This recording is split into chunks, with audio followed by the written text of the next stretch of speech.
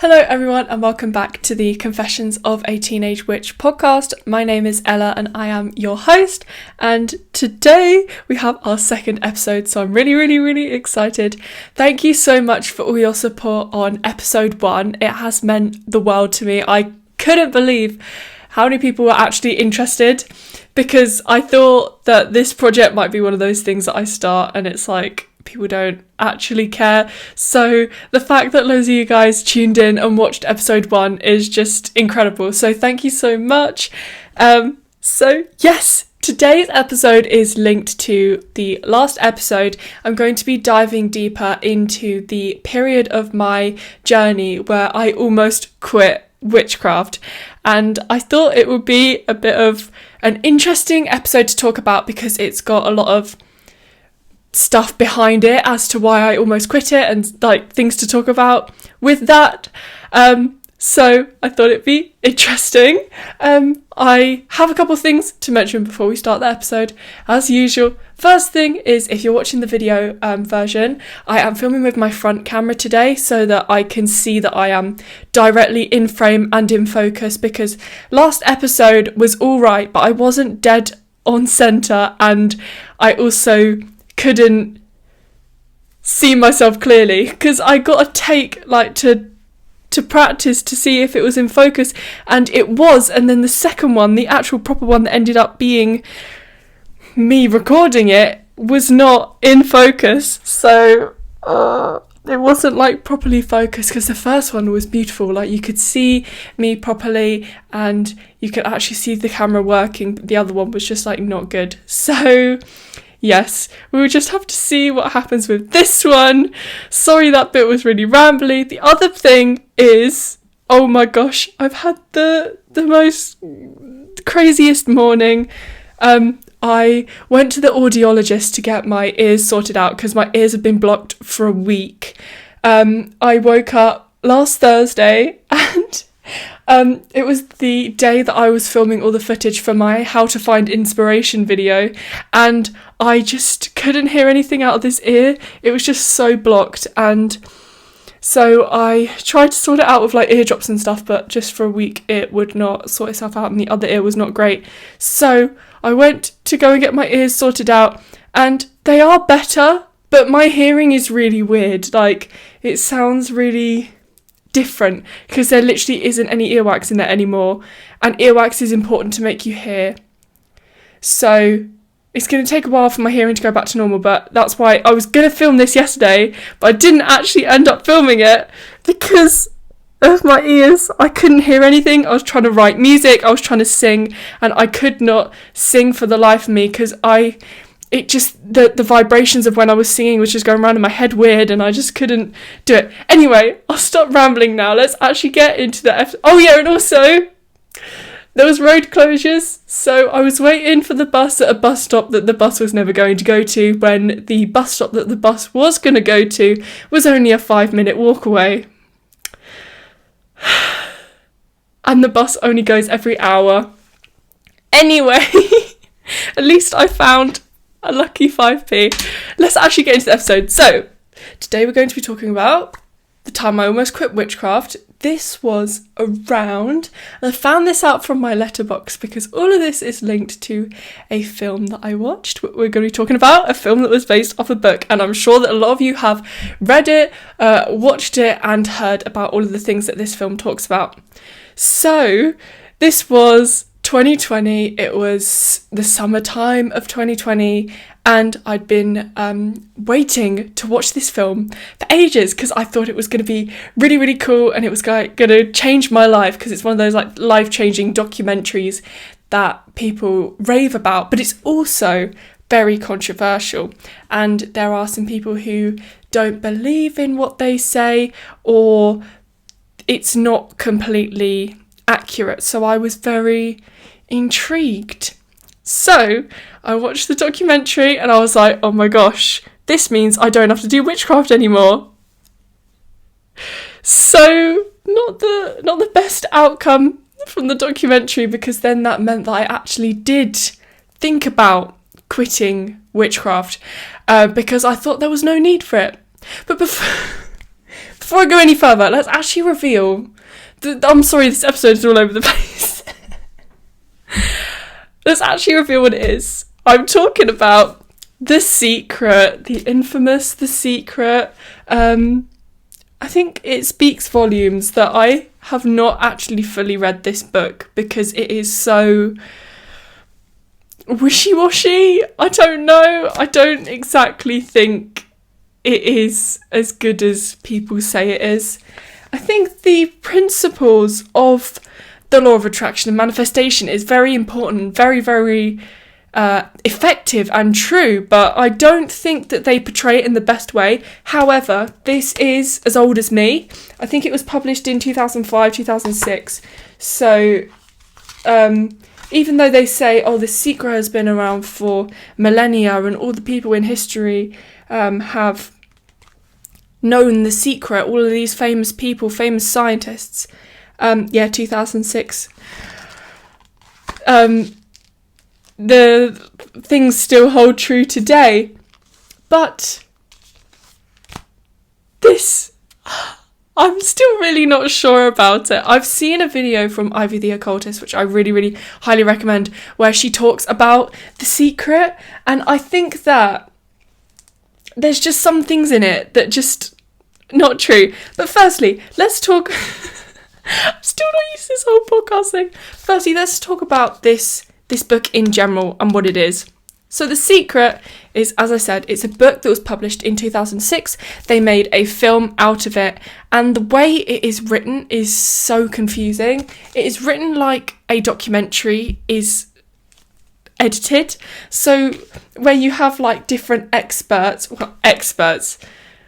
documentaries like this, they say that they're doctors and stuff, but you'd have to research each one and see how much they know about stuff to like fully trust everything these people are saying, because you have to be very careful. I know, as someone who is about to study a science degree, you have to check your sources to see how reliable they are. So I don't know about all these doctors and their research and what they claim and whatever. But yeah, so you go through the book, and the book is very similar to the documentary, and you have like these random doctors and stuff, and they all seem to have some kind of experience with The Secret, and they all tell you different teachings. So the main thing that the Secret teaches is that what you think you will attract. So it's all about manifestation, law of attraction. So if you put out a certain frequency into the universe, then you will receive that back. And that is kind of similar to the kind of Wiccan rule of, the threefold law. So this is whatever you put out into the universe, it will come back to you threefold. So it's the same sort of thing, but kind of different. So if you are always putting out this high frequency, having this abundance mindset, and you're trying to manifest things into your life, then things will come to you. But if you are really down, you're very like low vibes, low energy, I don't exactly know all the proper terminology, but if you are really not in a good place and you keep putting this energy out, then that's all you're going to receive back. So in order to switch from being all like down and sad and everything, you need to find a way to start thinking positively, to start bringing positive things into your life, because it's kind of like a spiral effect. If you don't like solve the root of the problem that's making you depressed or happy or whatever, then you'll just keep spiraling down and down. And the same goes for positivity. If you are really happy and you keep putting this out there, you'll keep receiving it back, and it will make you happier as a result, and it will spiral positively. But I have not watched this documentary in 3 years, so I don't know how much of this I got correct. But when I was thinking about this podcast, I realised I didn't need to rewatch it, because I was going to rewatch it or read this book, but this book is really quite difficult to read as a witch who has kind of different beliefs now. So I do remember lots of the documentary, a lot of the stories, a lot of the cases where they were proving of the secrets, kind of the secret working. So it says different methods that you can do this. Is a lot of things that you would do as people who do manifestation. So I think this is kind of like the way that manifestation kind of came into the world and was one of the first things that taught people about it, and it's kind of stuck around since. So one of the methods is to do with affirmations. So obviously most people know about affirmations. So if you're thinking positive, you're telling yourself these positive thoughts and you're rewiring your brain, then that will put that energy out into the universe. So you will attract what you want to attract. So if you are radiating this confident energy, like everything goes my way, and you keep this mindset and you keep repeating it to yourself out in the world and everything, then you'll start attracting that energy back and you'll start manifesting the things that you want to. Other things that it talks about is stuff like vision boards. And there was this story of this guy, and he said that one day he moved into his new house with his family, and his son was sitting on this like moving box, and he was like bashing his feet on it because he was getting restless or whatever, and he thought he should look inside to find out what is in this moving box, and he found a vision board that he'd made a couple years before, and the vision board had the exact house that he'd just moved into on the vision board, and he didn't even realise it. So he had successfully manifested the exact house that he just like saw online a couple years later. So that is one of the big examples of it working. And there's also other examples. There was this guy who I can't remember exactly what condition he had, but he had this condition where he was living in hospital all the time. He was in bed and he couldn't move, and all he could do was think. So he would keep saying to himself every single day, I'm going to be able to walk out of this hospital by Christmas, because that's all he could do, was just manifest that he would get better. So he would do that really, really often, and because he kept putting that positive energy out into the universe, keep asking the universe for this thing, then by Christmas he did walk, and it was like a medical miracle. So those are the secrets, some of the secrets, examples of the law of attraction manifestation working. So there are a lot of success stories. There are also success stories that are from like content creators that I watch, like Tamcore. I absolutely love her channel, and like both her channels and just everything that she teaches people about.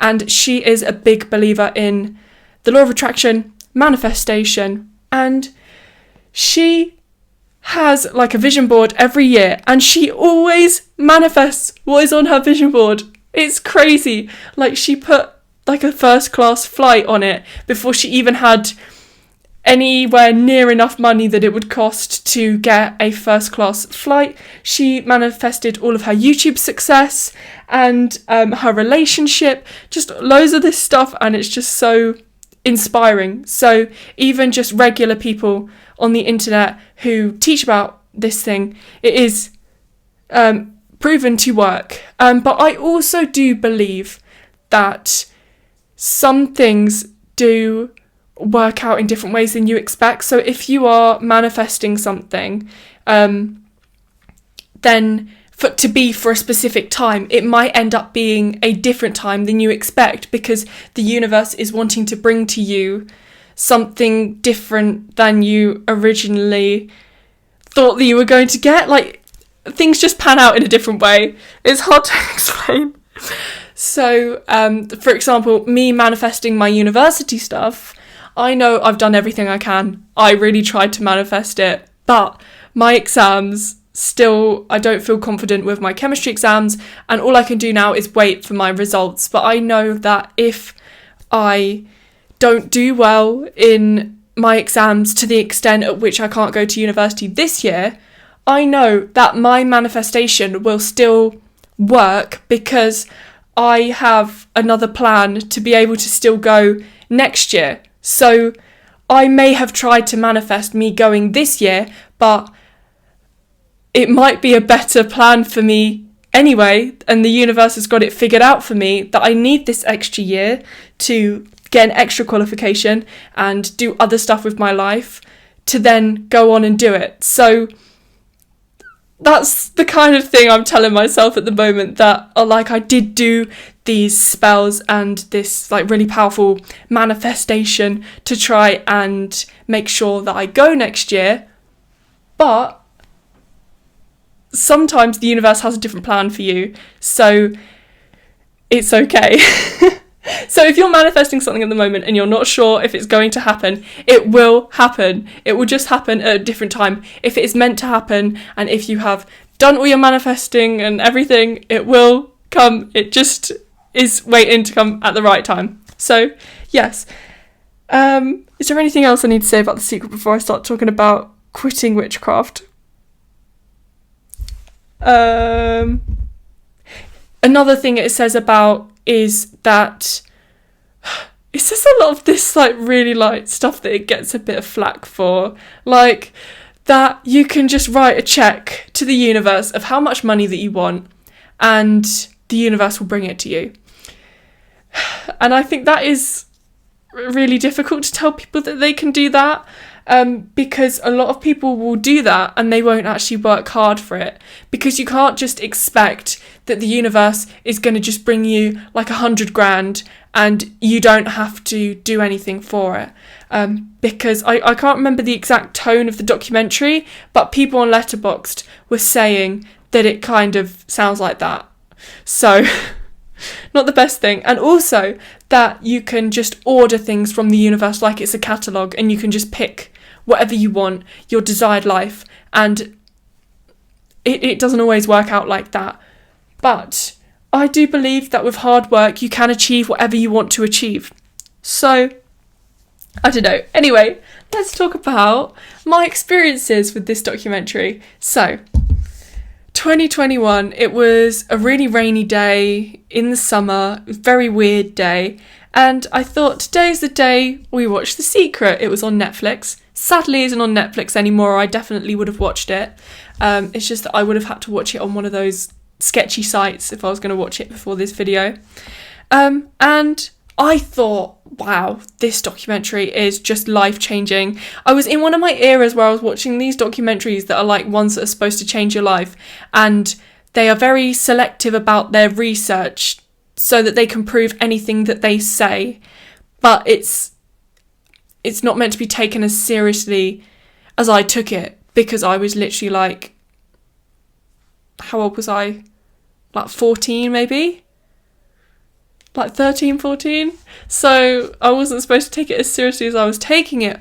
But I do think that there's a lot you can learn from it. But I don't think with anything you should take it that seriously, as I was like, oh my god, this is the key to everything. Because that is why I then thought, so if I can just do the law of attraction, manifestation, if I can just make vision boards, if I can just do all these different methods, like with affirmations, with like writing letters to the universe, then that means that I don't need witchcraft. I don't need to muck about with spells. I don't need to do herbs or do any different witchy stuff, because anything that I was trying to achieve from witchcraft, I could just do through this, so I don't need to be a witch anymore.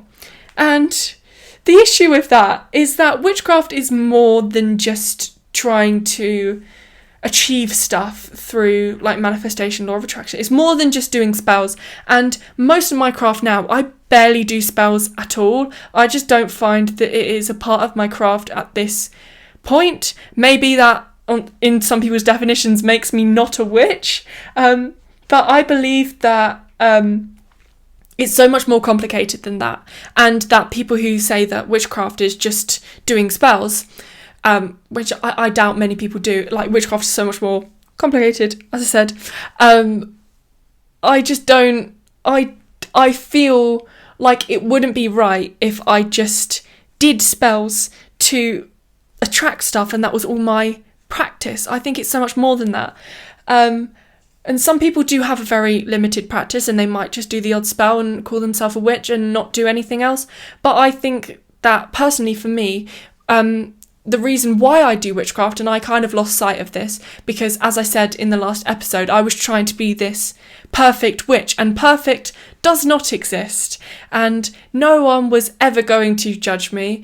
But I think, as I said before, to do with school and how at the start of doing like a GCSE or an A-level, you know that you are going to get the top grade and be the best at the subject if you can do everything and know everything that is in that book. But with witchcraft, there is no one book that if you read it all, you will be the best at witchcraft. It's all about trial and error. It's all about what witchcraft speaks to you. There's so much witchcraft that you cannot learn it all and you cannot do it all. And what makes it so amazing is that it's really personal to you and you do the kind of stuff that you want to do with it. And it's completely different to doing an A-level or a GCSE. So I have always found it really difficult because of the amount of freedom that you have and how much simpler it is than all of the stuff I've been trying to break my back over the last couple of years. So I lost sight of the reason why I started doing witchcraft, like proper witchcraft in the first place. I think I forgot that for me personally, because I'm also a pagan, my witchcraft and my paganism and also my spirituality, which I've been learning more about in the last year, they all go hand in hand and they're all linked and they're all the reason why I do it. It's to do with my connection with nature and how I want to give back to the earth. So the reason why I don't do many spells is because I kind of manifest in different ways and I like learning about things at this point in my craft. I'm liking to gather all this information. This is something I was going to talk about in the last episode, but I forgot about it, about what it is to be a teenage witch. So at this point in my craft, I feel like I am taking all the pressure off myself to be this perfect witch or know what I'm doing. So I call myself a teenage witch because no one expects teenagers to know what they're doing. They are in this period of their life where they're trying to figure things out. And even in your 20s, you're still figuring things out. So I found that this kind of label, because I felt like I had to have a label, and it's so much easier having a label for making videos because I can just say like blah, blah, blah, blah, blah as a teenage witch. It's great for making titles and whatever. I just found this is the best label I've ever found that I just feel so deeply connected to, because it just really encapsulates me as a person and where I am in my life, because it is literally just what it says on the tin. I am a teenage witch. Like, I'm just learning, I'm just figuring out witchcraft, even though I've been doing this for a long time now. So I am researching all the different kinds of witchcraft, which is why at the moment I'm just about to start my really, really cool series where I try out different types of witchcraft. I'm currently working on the first episode and it is so fun. It was so good. I'm loving it. So I'm going to be trying to try out every different kind of witchcraft that I possibly can. Lots of different like witchcraft methods as well, different divination techniques, and documenting it all here so that you guys can see and just see me grow and see what kind of stuff I want to bring into my practice. Because I kind of know that when I stop being a teenage witch, because I'm literally not a teenager anymore, I will probably decide to be an eclectic witch, because I just think that I am never going to be able to pick just one kind of witchcraft, because I like to make my whole life in some way witchy. Like, I have to eat food, so I will try and make my food with some kind of intention, but that doesn't make me a kitchen witch. That just is part of my practice. And then with like herbalism. I love learning about herbalism, but I couldn't just be just a green witch. And at the moment, I'm loving learning about cosmic witchery, but I'm never just going to be a cosmic witch. So I think I'm going to end up just being an eclectic witch, but we shall see what happens. So yes, that is the witch I am now. So yeah, that got me to the point where I literally did not have an altar. And also because the reason what am I even saying? And also because any altar that I tried to make just was never good enough. I think because when I started trying to do altars in 2019, I think it was, I probably started getting into witchcraft in 2019, and I was looking at a conventional Wiccan altar, and oh my gosh, there is nothing worse than looking at a conventional Wiccan altar when you're starting out in your craft. It is the most useless thing that anyone can show you, because it's like, if you want an altar, you've got to have a chalice, you've got to have an athame, you've got to have a god and a goddess that you work with, and you've got to have candles for both of them. You've got to cleanse your altar with this specific kind of incense, and I am like, oh my god, I'm literally 12 years old. I do not want to spend £40 on a knife. So I was very just like, what am I doing? So I just could never make my altar look perfect. So I was like, right, I won't have one then, because I didn't see in any books or any videos that I came across, like, if you want an altar that you will like, just put whatever the hell you want on it. That is the truth of it. Like, if you watching right now, you want to have an altar and you don't have one, and you look online, just don't listen to anything. An altar for me is just like getting your favourite things that make you feel really witchy, with the odd thing that you use in your craft, and just arranging it in a pretty way that you like, and just creating like a little space, even if it's literally just, this is my old camera case, even if it's just a camera case, you can have an altar in a camera case and just put anything in there that makes you feel really witchy, just a loose battery, and that is your altar. Like, you don't need to spend any money on it, just whatever. Like, where is one of my favourite witchy things, which isn't even a proper witchy thing, is in here, and where is it? Here. There's actually footage on the internet you can go and find where I obtained this. It is literally a glass stopper for I think they're like alcohol bottles, but I used it to keep salt in. You cannot see, I'm going to have to do a beauty guru thing. Have to watch the video episode if you want to see my beautiful salt stopper. This is one of my favourite witchy items. It's literally just a piece of glass, and it doesn't really do anything. It just, like, I can use it as a sun catcher. I could use it to represent the element of fire and the sun. Also the element of air, because light is carried through the air, I think. I don't know, I'm not a physicist.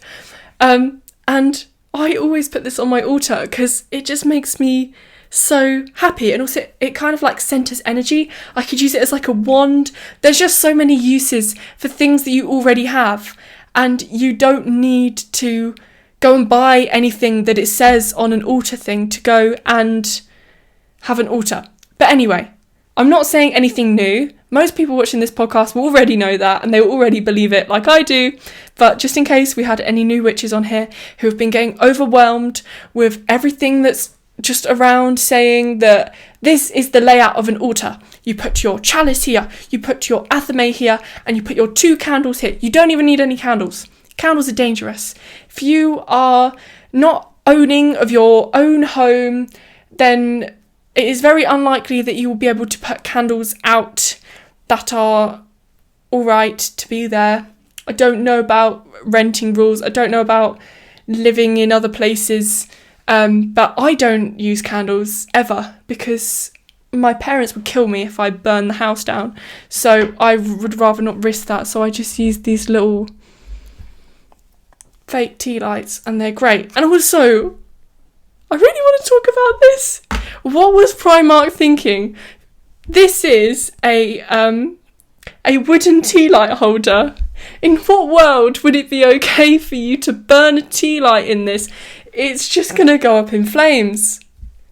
It's not safe whatsoever. I'm surprised they didn't recall these. Maybe they did. Because I lit a tea light in it once and I was like, that's a fire hazard. That's definitely not going to be a good idea. So, there you go. It's great. And when it's dark, you can't even tell. And I think the safety that I feel is better than the magic of having a real candle. Because real candles, there's something magical about real candles when they're burning. It's just so mesmerising. I don't know what it is. So I can make another one of those memes, like there's the one where it's like, oh, witches are cruel and evil, and then it's like, oh, I just love a good leaf, and there's just this man who's hugging this like huge leaf. I could make one with candles, like witches just love a good candle and a good like empty jar, or like, oh my gosh, these jars I got from Hobbycraft, I'm obsessed with them. They're like hexagonal with little gold lids, so cute. Anyway, oh, and these sun catchers. This is another one of my favourite witchy items. Like, no one would sell that in a witchcraft shop as something to use for magic, but you could. You could use anything for magic. Like these fake flowers that fell off my... There's all hair in it. These fake garland things. You could use that in magic. You don't have to have real flowers. And people would say that it doesn't make your magic as effective, but if you bring that energy into the spell, then it's definitely effective. Because I don't really believe in this whole, like, one thing is more powerful than the other. Like, yeah, I guess it is. One herb might be better than another, but if you believe in one herb to be better than the other, like, personally, if you feel more connected to it and you really bring that energy to the spell, then it's definitely going to be effective. And if you do more than one spell, then it'll be fine. Anyway, is there anything else we need to talk about the secret before we get into our 3 favourites in confession? We didn't have any confessions sent in this week, so I'm going to have to think up another confession. Yeah, I don't know what I'm going to confess, but should be funny. The secret to money. Powerful processes. The secret made simple. Yeah, I don't know. I think just, yeah, all these things, just gather what you like from them and cook it all together into a wonderful soup of all of the things that you believe in. Like, it is not the Bible, and it also isn't claiming to be the Bible, so it's okay that it's not true. Completely, exactly true. Yeah, and I think another thing that it says, which is really quite awkward to say something like that, it's not really true. They say anyone suffering from a natural disaster or anyone with a horrible disease is their fault and that they've manifested it. Like, how can you say that? That's just... It's kind of like with the church saying that that God allows suffering because he has a plan for you, and that I can't actually remember their argument of why God allows suffering. It's been a while since I studied RS. I loved studying RS. It's a lot of fun. And also a fun thing about RS in my school specifically is that because of me going through the school and me talking to my RS teacher the odd time about witchcraft and paganism, she's decided to create a module about paganism in my old school because I inspired her. Like, how cool is that? That just means so much that I've left behind that kind of a legacy, that I've inspired people to research about ancient traditions. I love that. So yeah, I think it would really bring some interestingness to RS, because I think in the early couple of years when you're learning about Christianity and Islam, there is more than just Christianity and Islam. And I have been like signing up for volunteering in the last couple of days, and they always ask your religion. And it either just gives you loads of different examples and then there's no other and then you type in your answer, or you can type in your answer. But it's like, there was one and it didn't even have spiritual, because they class spiritual as a religion, and I'm like, that's not a religion. I had to put that on my UCAS application for university to say that I'm spiritual, because they didn't have pagan as an option, and they didn't have type in your own answer. So on one volunteering thing I had to say I was a Buddhist, the other one let me specify, and the other one, I don't know if I just had to say other and then they just never find out. But I love to say that I'm a pagan. I just think it's so, I'm so proud of being that and being, having a religion, because I find a lot of young people, they feel a bit hopeless in religion and they either just decide not to have a religion, or they just feel a bit like they don't really like the church because they think it's so like constraint. I can't think of what the word is. I think it's so strict, and they think, I don't know, I have kind of like an ickiness towards Christianity because I was kind of a little bit part of the church for so much of my childhood that now I just really like paganism because it's just so, I don't know, fun. And also because when I was doing my druidry project, which I'm going to do a whole video or podcast episode about, it's here, my druidry project. Yes, this is the conclusion to my druidry project. I found that druids have like these big ceremonies, and they're like the ones they have in church where you like talk in a certain way and you like act as different characters, and it is the coolest thing ever. Like you pray and stuff and it's all about the earth, and I was like, oh my god, I can't believe this exists. It is so cool. So I just really love druidry for that, because it's like a proper churchy thing, but it's witchy. It's brilliant. So yes, I think that I should stop rambling about whatever. Sorry that this is noisy in the background when I'm moving stuff around. So that is the secret. I hope that I covered what I wanted to say well. As I said, I'm still getting used to this whole podcast thing and talking on camera for extended periods of time. And it is really difficult doing a podcast on your own where you don't have someone else to talk to, because I think that kind of keeps you sane. But I am going to be getting guests at some point when I get into a kind of rhythm with making these episodes. So yes, let me just take a quick drink. Sorry to everyone that has... I'll put it on mute so you don't have to hear me drinking, because I know some people have, what's it called? Is it myophobia? Something like that.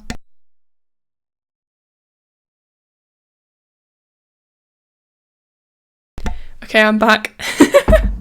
So, my 3 favourites of the week. And I want to hear your guys' favourites. Please put them in the comments down below. It'd be really, really fun to hear. So, first one, we have a movie. I think I'm going to have a movie every week, because I watch so many movies. But I might as well always have a movie to talk about. So, this week's movie is Booksmart, and I held off watching this film for so long because I thought that it was going to be like really, really inappropriate and I wouldn't be able to deal with it. But now I feel like I can pretty much watch anything unless it's people brutally murdering each other. So, it was such a good film, and I just really loved I don't know, I was just pleasantly surprised because I heard that it was a good film, but I really loved the different characters. Like in the beginning, I kind of hated like the main character because I really didn't like her personality, but the way she developed throughout the film, even though it was literally all taking part in one night, I thought it was really, really nice. But yes, so it's about this girl and her best friend, and they've gone through high school always playing by the rules, always studying all the time, never really socialising with anyone apart from each other. They'd never go to parties, they had never been in relationships, they had never gone drinking or done drugs or anything. So they decided, because it was their last day of senior year of high school, that they would go to the biggest, craziest party that someone was having and go and do all these things that they didn't do throughout their time at school. And it's a bit of a journey because they've got to find this party, and they keep going to different parties to find the proper one that both of their crushes are at. And it's just such a nice film, and I feel like a lot of these films they're relatable in some ways, but they also aren't relatable in other ways, because there's a lot of like teenage life I haven't really experienced yet because my school is weird. So it was very interesting to watch, and yeah, I just was pleasantly surprised. And I really loved the colour grading of the film. I love the different colours, and I thought the pacing was good as well for like the kind of style that it was with the story and everything. So yes, I highly recommend you go and watch Booksmart if you haven't already. The next one, we're talking about music. This week I have decided to talk about, because I haven't really been listening to that much music. I've been either depressed lying on my sofa because of my ears being blocked up, which is finishing today. I can actually do stuff now. Now I'm healed. So yes, I decided this week, because I haven't really been listening to anything new this week that I want to talk about. So I'm going to be talking about Sleeping at Last. So this is an artist. I think he goes by the name Sleeping at Last, but his name is Ryan O'Neill, I think that's his name. And he creates the most incredible music. So some of his music is completely like atmospheric instrumental music, and then some of it has him singing in it, and he like produces all his own music, and he has such interesting conceptual albums. So my favourite album that he has is called Astronomy Volume 1, and this album has such a special place in my heart. It is just incredible. I started listening to it about 2 years ago. It's actually on my wall up there. I don't know if you can see that. It's really quite dark. You might be able to see it in one of my other videos, but it's just next to Lana and next to Ash, and underneath Lana up there, kind of in the threshold in the middle. I don't know if you can see that. But it's just such a beautiful album. So it is an album that he has made with each song being a different cosmic event. So like a meteor shower, not meteor, I don't know what I'm saying, or other cosmic events like a star being discovered, and he writes these in volumes. So recently Astronomy Volume 2 has come out, but it isn't as like, I don't feel as connected to Astronomy Volume 2 as Volume 1, because I just love Astronomy Volume 1. And Astronomy Volume 1 also has the song Saturn in it, and this is one of my favourite songs of all time. It is so beautiful. Oh no, we've only got 20% left on my phone. I've not got the power bank. Don't know. I'll talk quickly. This song is incredible, and it has like 2 minutes of build up before it gets into the actual singing part, and it's not actually got that many lyrics, because I played it for the first time on piano the other day, and it's a transcendative experience, or whatever people say, one of those like spiritual experiences. And like the main line of it is kind of like the universe was made just to be seen by my eyes, and the main thing is how beautiful that we all exist. Because another quote I know from somewhere else is that there is like a 1 in a trillion chance that you exist. Like, it is that slim of a chance that you exist. So we should just be grateful for everything, and we should just make the most of life, because there's just such a small chance, like 1 in a trillion, that we are here right now. So yes, I really, really love that song. And because it's so witchy with all of the astrology stuff all in there, I love it.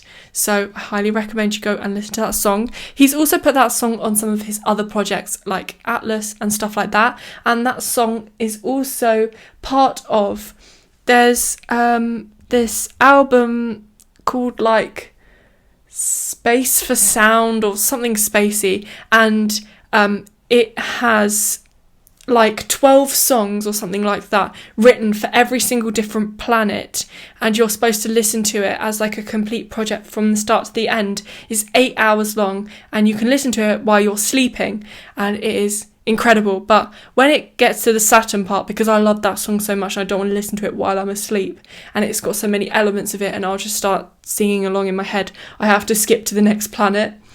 But it's just incredible. The way that he produces, so cool. And I also love his project called, what's it called? Atom 1.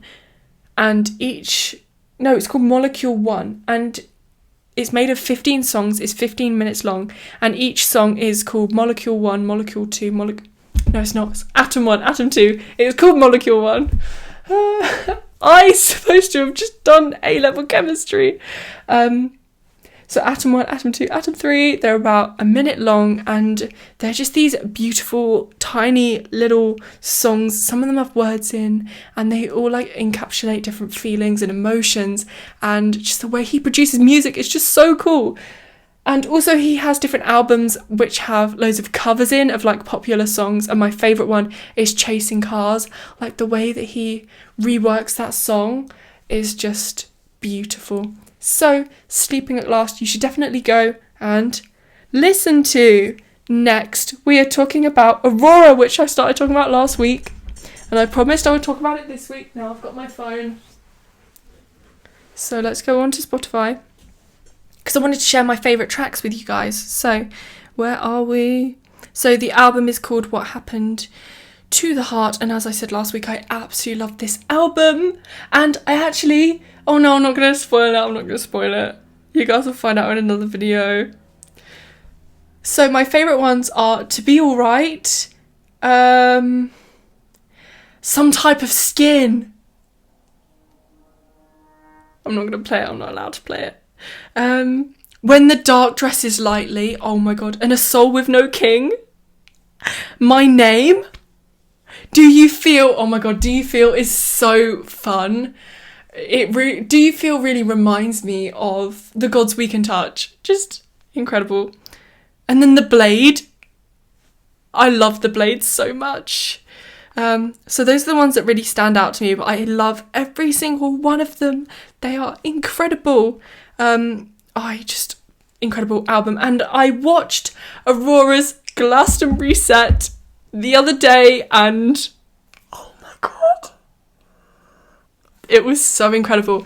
When she was singing The River and she gave new meaning to it that I never even realised existed, I was sitting there crying and singing at the same time. It takes a lot for me to cry at music. Like, I barely ever cry at music.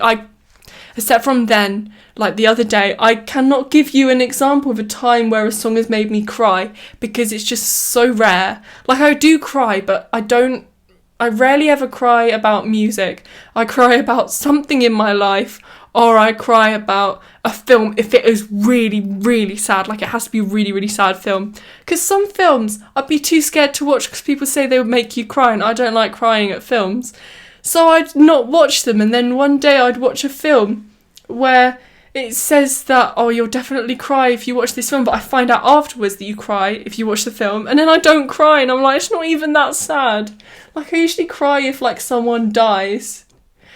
Like, and it's quite emotive, and you've, like, really built a connection to this character, and they're really, really important. But it's very rare that I cry. Anyway, what are we even talking about? Crying and Glastonbury. Yes, so Aurora with the Glastonbury set, stunning.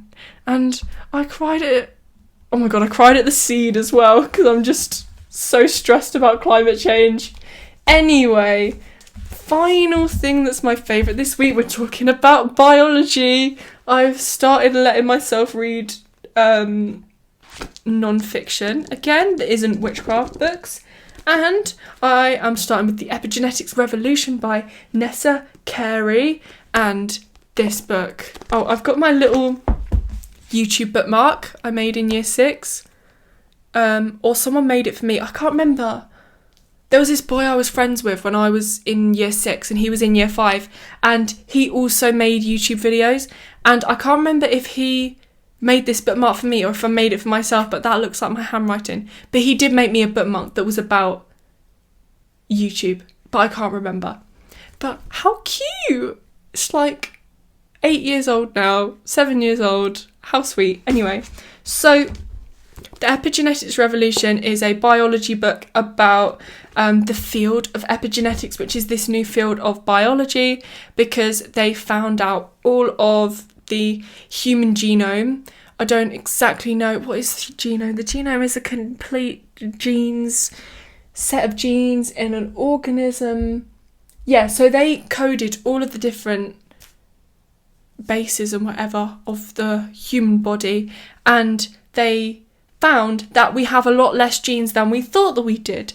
So what that means is that my favourite field, microbiology, is really, really important because it means that we have lots of bacteria that do stuff for us, and that's why we don't have the genes for it, because we literally have the same amount of genes as an earthworm.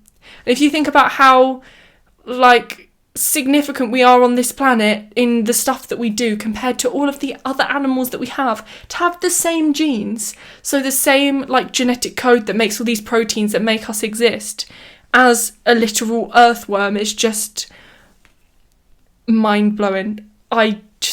Crazy. So this book is about epigenetics, which is to do with how different chemicals can be attached to your DNA, which makes it either easier or more difficult for things to bind to it that express it and make stuff. It's really hard to explain to people who probably aren't scientific as much as I am. So that means that it can either make more proteins be made or less proteins be made, depending on what things bind, what different chemicals are attached to your DNA. So that means stuff like twins. This talks about how identical twins can be identical, and their DNA is identical, but to do with epigenetics, the things that bind to your DNA, that can make one twin get schizophrenia, I think that's how you say it, and the other twin not get schizophrenia, which is crazy because you would think that if they're identical and it is a genetic thing, like your genes have made you get that disease, that you would both get it. What's the other thing about epigenetics? How your grandparents can live something through their life and they develop some kind of thing that attaches to their DNA through their life that you can then inherit as their grandchildren. So it uses the example of having a famine. If you are in the womb for the first 3 months of a pregnancy where your mother is in famine and cannot eat properly, then that will affect you even when you are in your 80s. Literally, it's just something that happens 100 years before or whatever. It can affect the offspring. This is really hard to explain. I have not been taught this in class to much of a degree. We have been taught it a tiny bit. It was on my A-level spec, but barely at all. That's why I'm reading this book. But it is a very fascinating area of research. In my brain, practicing how I was going to say this on this podcast was a lot better than I actually ended up delivering it. So I'm very sorry to everybody. I've probably very much confused you all. But yeah, it's basically to do with how your genes can be affected without being... Oh no, I'm not even going to try and explain it again. I'll read this book and I'll let you go. I'll let you go. I'll let you know next week. Right, we're almost going into the 1 hour mark, and that's not a good idea. So I really hope that you guys have enjoyed this episode. It has been a bit all over the place because I am a bit all over the place at the moment. I am trying to get a job at the moment because I am so extroverted, and I'm realising at the moment that me not really seeing anyone except for my family is really having a toll on me, and that the thought of that I've been having the last year, like, why don't I just like do YouTube full time one day? No, it's never going to work. I need to work like every day seeing people, and it would take a lot for me to be able to build a career where I'd be able to see people every day and do YouTube as my full-time job. So definitely not. I will definitely be getting a regular job as everybody else does, and I won't be doing this full-time, even if I become the most successful YouTuber on the platform, which I'm not aiming to do. I would just like to hit my milestones. So if you're not subscribed, please subscribe. It would mean a lot. Yeah, I'm definitely going to go. I'm going to say something ridiculous. Thank you for watching the Confessions of a Teenage Witch podcast. I have been your host. I need to go and have a coffee. What's the time now? It's 11. Oh my god, it did take me an hour to do this. That's mad. Okay. If you've watched the whole episode, please let me know in the comments down below. Oh wait, I didn't talk about why I decided to come back to witchcraft. That's pretty obvious. I just decided I wanted to be a witch again. Yeah, I just decided witchcraft is worth it, and manifestation cannot be a replacement for doing witchcraft. So yes, that's everything for the pod today. I will actually go away. I will leave you all alone now. As I was starting to say, but my mind went crazy. Oh my god. Don't do an hour. I'm never doing an hour podcast again. That's awful. As I was trying to say, if you have made it to the end of the podcast, please leave the little sparkly emoji in the comments down below. And if you are on one of the listening platforms like Spotify, please answer the little question box that I put on there, which I will put, have you ever had any doubts about witchcraft? Have you ever thought about quitting? I would love to hear your responses. Thank you so much for watching, and I will see you guys all in the next episode next week. Same time, same place. I will see you all then. Bye!